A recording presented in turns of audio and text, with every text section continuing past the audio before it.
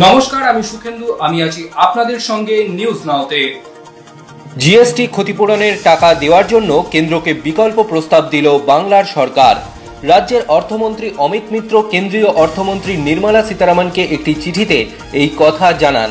অমিত মিত্র লেখেন, আপনি রাজ্যের আয় ঘাটতির 3 ভাগের 2 ভাগ ঋণ করতে রাজি হয়েছেন, বাকি 1 ভাগ দরকার পড়লে রাজ্যকে ধার করতে বলছেন।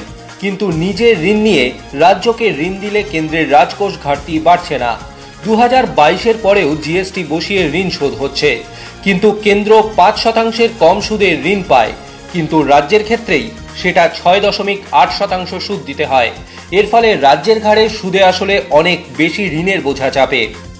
এই যুক্তির উপর ভর করে বাদবাকি 72,000 কোটি টাকাও কেন্দ্রকে ঋণ নিয়ে বাংলাকে ঋণ দিতে আর্জি জানিয়েছেন বাংলার অর্থমন্ত্রী। এই চিঠির পরেই বাংলার সুরে সুর মিলিয়ে দাবি তুলেছে বিরোধী রাজ্য কেরল ও ছত্তিশগড়।